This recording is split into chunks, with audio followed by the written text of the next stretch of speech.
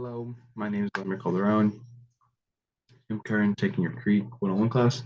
The theme I chose was alcoholism, and the part of the book I chose to do it on was what you pawn, I will redeem. So getting into it, my will go. Hopefully it will go. Okay, so my first quote is after about 2 hours of negotiating, we earned $5, good enough for a bottle of 445 Courage from the most beautiful 7-Eleven in the world. I chose this picture in particular because in a way the boulder is his problems and the guy running is him. The boulder kind of signifies that if one wrong choice could lead to like a mountain of other choices, it kind of keeps main character from progressing in a way.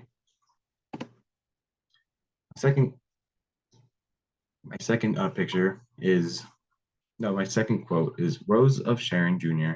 and I carried our $20 bills and our $5 in loose change over to the 7-Eleven and spent it to buy 3 bottles of imagination. I found this on page 174 of the book, and I chose this picture in particular because it kind of symbolizes that instead of thinking of about what to do with those $25 that he had, he kind of chose it to he kind of chose it to buy liquor.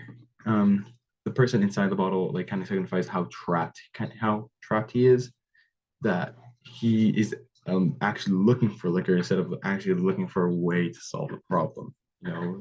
He could have been doing something better with those $25 than trying to go buy liquor. So that's why the person is trapped inside the bottle. He's actively looking for something to like. He's actively looking for booze. All right. The third the third one is, but you have to stay sober to sell it. And I'm not always good at that. I found that on page 176 in the book. And I put this picture in particular, even though the person is trapped, as you can see, there's a liquor in it. So when he has when he's actively looking for it, he rather get drunk, get hammered, get nailed, and instead of trying to like sober up a little, and because what he's trying to do, he's trying to buy the instrument back, but he's not taking a good route because of it. So yeah. My fourth one is as an alcoholic Indian with a busted stomach, I always hope I can keep enough food in my stomach to stay alive. I found this on page 178. I put this picture of this plant because this plant in particular, if you neglect it a lot, it could still live. So you could give it like bare minimum water and it could still live. So that's what kind of the main character is doing. I'm sorry for the noise. It's probably one of my neighbors. Hold on. Yeah, it's one of my neighbors. Sorry. That's what he's kind of doing. He's neglecting his own needs. So instead of getting booze, then eating, then like throwing it out, throwing up, why don't like kind of try to stay sober enough so you could properly meet your needs as a person. Food is kind of important. Died of exposure in an alley behind the Hilton Hotel. I found this on page 181 of the book. I put this guy kind of like contemplating. He looks like he's contemplating life and stuff like that because exposure means that a diet of exposure. It means that either the person has smoked a lot, cigarettes, has died because of alcoholism, or he slept in very bad conditions, such as like it was super cold or the winter, or it was super hot. I put this because I'm pretty sure later on in the book, or pretty sure he stopped, and pretty sure he stopped, kind of contemplating life, like, wow, one of my friends kind of died behind Hilton Hotel of exposure, which kind of due to the fact that his bad lifestyle. I carried my $80 over to Big Heart in South Downtown. Big Heart is an all Indian bar. I found this on page 881.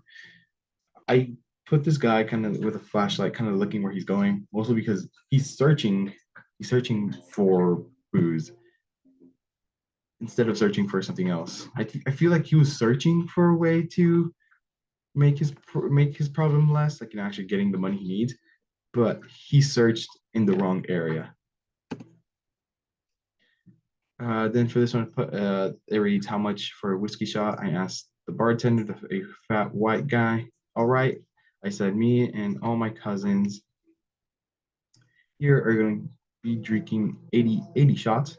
I put this because in the book, he's referring to his cousins as the other Indian guys in the bar. In a way, they're all kind of falling into this deep, deep hole that there's kind of no return to. And if there is return, it will be super hard for them to make it back out into the sunshine.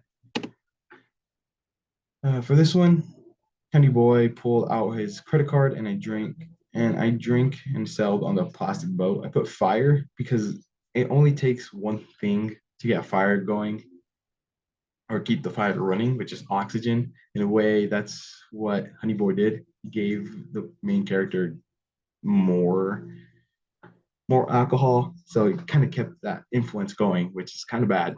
So yeah, nearly blind with alcohol, I stood alone at the bar and swore I'd been standing in the bathroom wide with Irene only a minute ago. They put this guy with the mask on, like kind of taking off his mask because the Indians that were like with him, trying to like talking to him and all that, were only there for the alcohol.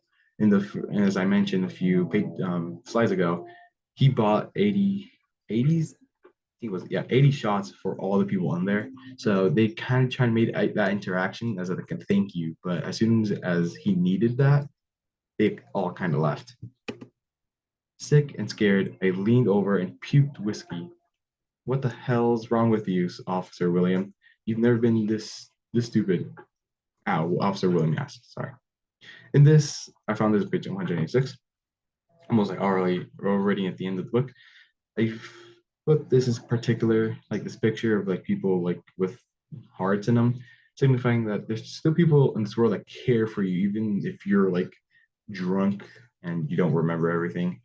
So it's kind of nice knowing that there's still kind of people that care about you, even if they're not family related.